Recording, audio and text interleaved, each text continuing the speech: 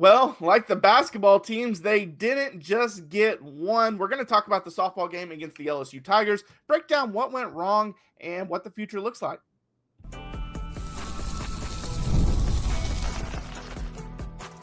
You are Locked On Mississippi State, your daily podcast on the Mississippi State Bulldogs, part of the Locked On Podcast Network, your team every day. Well, thanks for making Locked On Mississippi State your first listen every single day, part of the Locked On Podcast Network, your team every day. Today's episode is brought to you by Gametime. Download the Gametime app, create an account, and use code LOCKEDONCollege for $20 off your first purchase. I'm Jaron Spohr. I'm a national college football writer for Athlon Sports. That's Landon McBride. We've got a packed show for you today. We got to talk about the softball game that happened in the first round of the SEC tournament. Also, who do we think is the most impactful transfer portal addition for football? Also, now that Chris Lemonis has been gone a few weeks, is it time to give him a statue in the future? We're going to talk about all of that today. But Landon, let's first start with softball. Kind of what's your thoughts on the game? It was not good. It was an ugly loss, 5-0. Really, Raelin Chaffin, she wasn't sharp. You had to be sharp against a team like LSU, and she wasn't. The second inning is what undid this team, 4-run inning. I believe in that inning, Chaffin she hit a batter, immediately threw a wild pitch, and then a few batters later walked in a run. And I'm pretty sure at that point is when I texted you, and I was like, this might be a run rule, because I didn't think they were going to have the inning with how it was going. Ended up only allowing one the rest of the way, but that it was over in that second inning. She just wasn't sharp. Then the bats never got going. I mean, we were one hit. Yeah, I know. And that was, and the funny thing is, I was looking at Chaffin's numbers so just kind of preface this. I have gone back and kind of looked at everything, but I was at a work event. And so I wasn't able to watch this game. It was like a 10 o'clock game. So there was no way I could actually sit there and watch it live. So I had to go back and look at everything. But it's the weirdest game if you look at her stats. Yeah. And if you watch the game, which, like I said, I've gone back and watched a lot of it. If you watch the game, you get the feeling it's a weird game because she obviously allowed 5 runs, 7 hits, but she also struck out 7 batters. Mm-hmm. But she walked 2, and then she hit another one. So it was just kind of all over the place. And what we have said about Mississippi State was Chaffin was going to usually play at a star level, and then you needed that second one to come up. Well, Chaffin didn't play like a star. No, she didn't. And LSU's pitcher, Heavener, did. I mean, she no-hit Mississippi State into the 5th inning. I mean, at one point, I honestly thought we were going from, we got a good shot to win this game, to we might get no-hit and run ruled in the same game in the first round. It was not a good showing. Hopefully this is a blip on the radar, just a little thing that happened, not a sign of what's to come going into the NCAA tournament.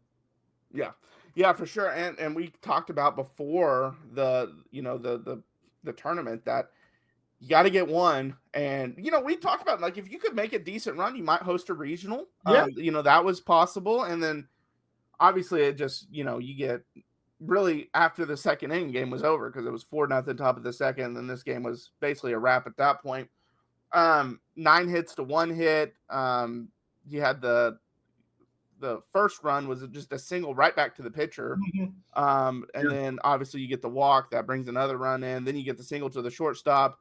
And then because of a poor throw, they advanced to second. It's just things just started unraveling at that point. And it just, again, wasn't a great showing. Obviously, you're most likely not hosting a regional. I would say you're not hosting a regional, but I don't like to make definitive statements sometimes. But you're not hosting a regional. Yeah. And so now you got to take the little harder path to get to the super regional. And, we said this is a team that really needs to be a super regional team because they're that talented. But we'll see what happens. Yeah, they are that talented. They didn't really show it today, but I mean, that happens sometimes. And there's no way they're hosting a regional now. They were kind of on that bubble, like maybe they will, because, they're 16. So, and they're, depending on the poll, they're ranked around that 16, 17, 18 mark. So you win this game, and if you manage to upset OU, you were definitely going to host a regional. I mean, as definite as you can be from someone in that area. But now they should be probably one of the higher 2 seeds at one of the regionals. So hopefully that leads to a little bit easier path, and you're not in a regional with Texas or OU or Tennessee, and you get a slightly easier path to a super regional.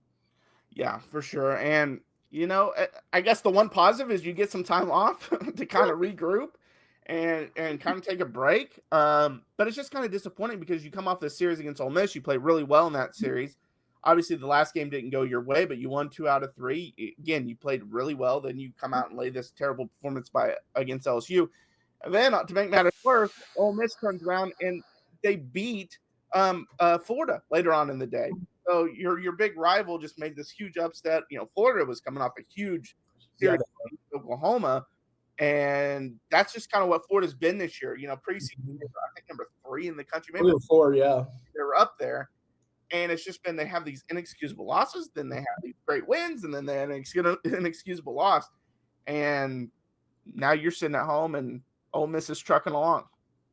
Yeah, I hope this, do a little soul searching, have a little come to Jesus moment, hope, because this was, you mentioned it was a weird game. It was a fluky game. It's not like they went out there and just gave up 7 home runs and made 14 errors or anything. It was just one of those games that you go back and you look at the box score and you're really like, what happened here?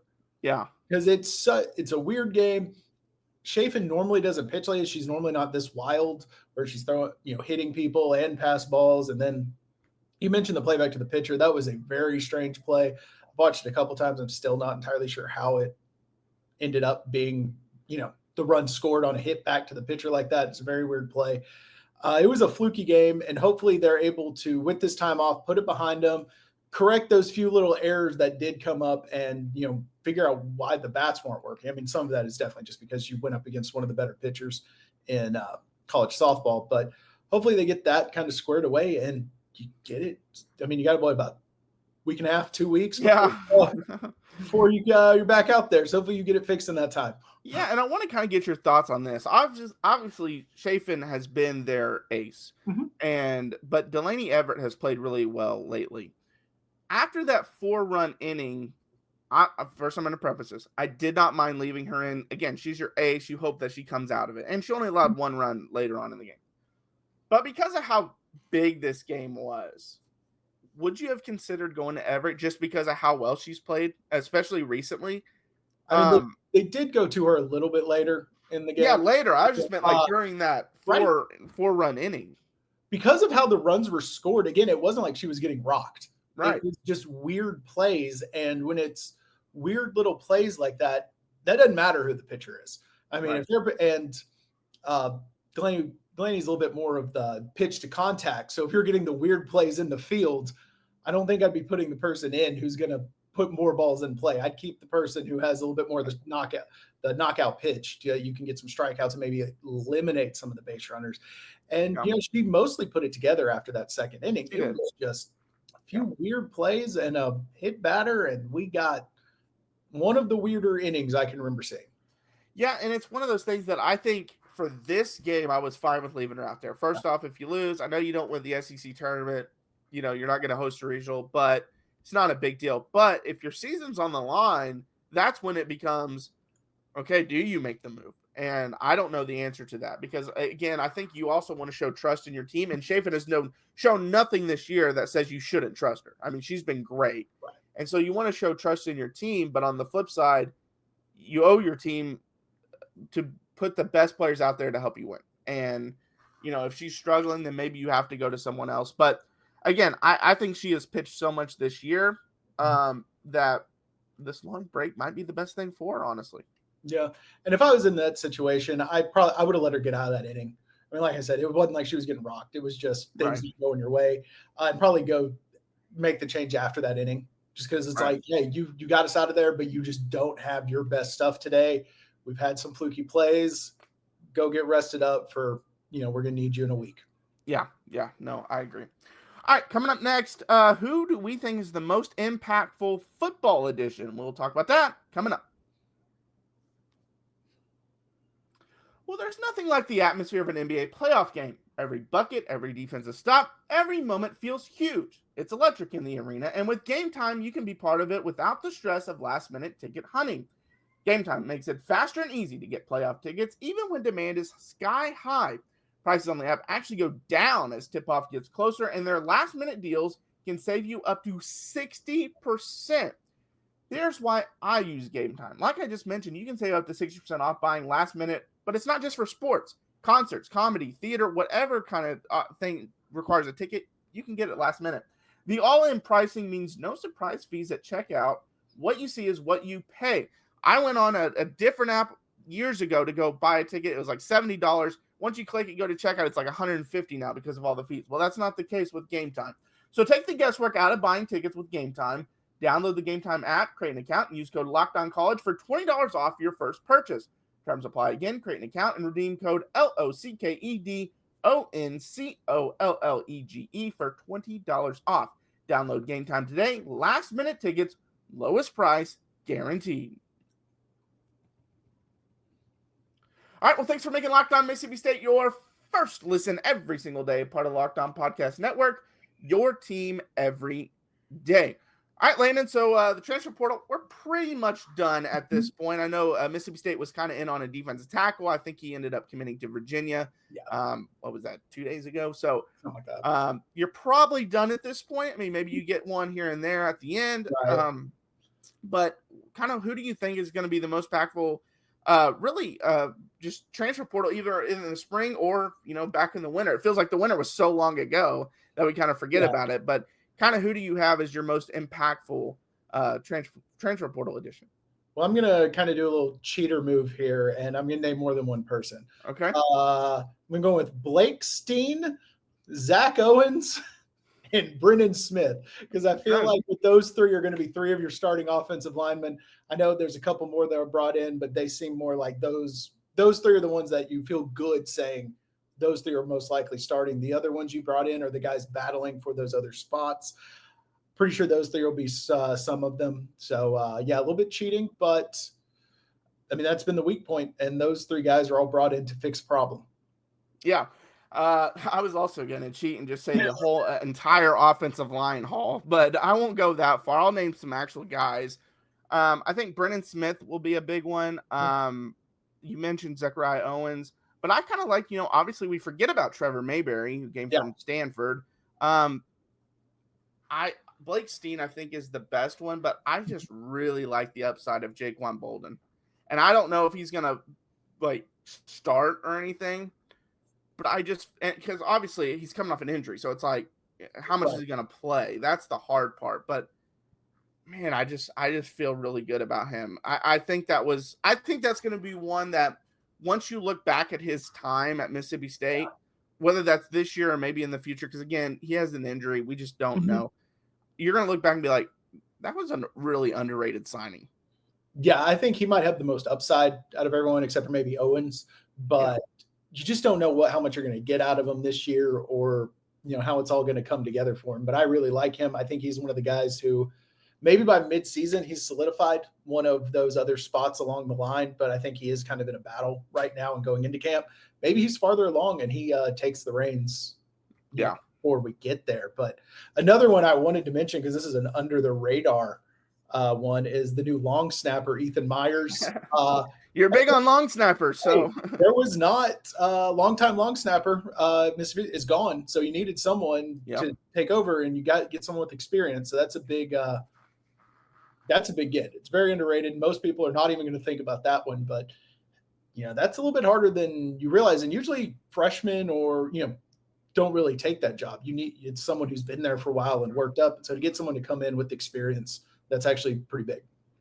Yeah, and I do want to kind of shout out the wide receiver class too. I think the offensive line is obviously the most important. I think they're going to be the most impactful because we talked about how terrible the offensive line was. But I want to shout out the wide receiver class. I mean, they did a great job. They signed, 6 guys in the wide receiver class. I think Anthony Evans and Brennan Thompson are probably your most impactful just because of the speed they bring. Now, on the flip side, Anthony Evans hasn't shown anything to be an impactful receiver. He just brings a lot of speed to your team. Brennan Thompson at least started several games last year at Oklahoma. Granted, they had a ton of injuries, and that's why he was starting. But it's just one of those things that it's like this team needed a home run threat. and you got 2 of them in this did. wide receiver class. And maybe they play the same position and you can interchange them. Maybe they're on the field together. You never know how he's going to be used or how either one's going to be used. But I do want to just shout out, because that was a position that they knew have to get better, have to get faster if we want to run the offense that Jeff Lebby runs. Yeah, and to go hand in hand with that, we're back to the offensive line. It doesn't matter how fast your guys are if your quarterback's getting hit in 2 seconds. So hopefully those guys get open with that speed. The offensive line holds up a little bit better than we saw both last year and in the spring game, because that was bad too. And, the offense looks functional, and we get to see what the Lebby offense is going to look like. And I think he has set it up to where this class can show you what this is supposed to look like. Will we see the fully realized version? Probably not yet, but we're going to start seeing the steps in the right direction. Yeah, no, for sure. And another one that I feel like we're highlighting the whole class, even though we're talking about the whole impactful class additions. by the time we're done here. But we've talked a lot about the defensive line additions. I mean, we have to at least mention them, because we've talked so much about how bad it was last year. They were one of the worst in college football. And while they're not going to be, I don't think, a great unit, they might not even be a good unit, but they're going to be much improved, or should be much improved from last year. And they got depth on the defensive line. Still don't have pass rush much, so that's the one thing you're hoping. Not pass rush that we know about. Right, that's why I say someone's got to develop, or you hope someone developed and becomes that elite pass rusher for you, because you don't really have it. But the defense line haul was a really good one. But overall, I still think offensive line was the biggest one, and you can name any of the ones they got and say that was the most impactful, because all of them might start except for like one. I think one offensive lineman from last year starting 5 or on the team last year is going to probably start again. But every other position's open, and the backups to every position is open too. And I think all of those guys are going to play quite a bit. Yeah, I think they all will. And, we have to mention him, all name team, Fluff Bothwell. I mean, you can't have a transfer portal segment and not talk about him. I like the way he runs. I think he's going to be a good back, but hopefully he brings a little bit just different element to the running game, and that this offensive line opens up some holes for him, which that's the thing. Every time we talk about the offense, it keeps coming back to the offensive line, even if we're talking about which quarterback should start, what about the receivers? What about the tight end? What about the running game? It all comes down to the offensive line. If they don't block, if they don't open holes, if they don't give you time to throw, it doesn't matter what your offensive scheme is. It doesn't matter who those players are. Your offense is dead. Yeah, no, 100%. And I got to give a shout out to Jaron Glover. It's spelled the same way as I spell it, and that's why I got to give him a shout out. Now that I say that, I think it might be pronounced Jaron Glover, but still, I don't know. No, I wish, but I don't see hardly anyone that spells my name the same way I spell it. Yeah. It's usually an EN. When we make some of our AI creates a lot of our social media videos sometimes, and it will put EN for my name. Or an IN. Yeah, or an IN. So I don't ever see it spelled the same way. And so I always have to go in and correct it on the AI deal, because you just don't see it. And so I'm happy there's another one that spells it the exact same way. I need more of us out there. All right, we'll come up next. Does Chris Lemonis deserve a statue? This has been a hot topic on especially MSU Twitter boards. We're going to talk about that coming up next. Did you know your Fire TV is also an Xbox? Turn any TV into your gaming and entertainment hub with Fire TV Stick 4K devices. No console required. Just grab your paired controller, subscribe, or sign in to Xbox Game Pass Ultimate with EA Play included, and you're ready to play. Dive into hundreds of premium titles from EA Sports College Football 25 to Call of Duty Black Ops 6 and Avowed as easily as you stream your favorite shows. It's gaming made simple, and it's all on your Fire TV. Play high-quality Xbox games at a fraction of the cost. You already have a console. A Fire TV Stick 4K device is more affordable and easier to travel with, allowing you to take your games wherever you plug in. And this is something I am definitely looking into. Moving into a new place, going to have an extra room with an extra TV. I don't want to shell out a couple $100 for another console. This take care of all of that, and it has the streaming built in where you can watch more than 1.5 million movies and TV episodes from your favorite subscribed services like Netflix, Prime Video, Disney Plus, Max, and more. So head over to amazon.com/FireTV-LockedOn to get started. Xbox Game Pass Ultimate subscription and compatible controller required. Available on select devices, including Fire TV Stick 4K 2nd generation, Fire TV Stick 4K Max 1st and 2nd generation, and Fire TV Cube 3rd generation. All right. Well, thanks for making Locked On Mississippi State your first listen every single day. Part of the Locked On Podcast Network, your team every day. All right, Landon. Chris Lemonis, does he deserve a statue? Obviously, this has been 2 weeks now since he was fired, and this has been a big topic. I've seen it on social media. I've seen a lot of good comments about it. Some say yes, he deserves it. Some say no, he doesn't, but deserves to be in the Ring of Honor. There's some that just like, no, he doesn't deserve to be in either. So, but he's still your first coach ever to win a national championship for the baseball team, a historic, very good baseball program. So, kind of what's your thoughts?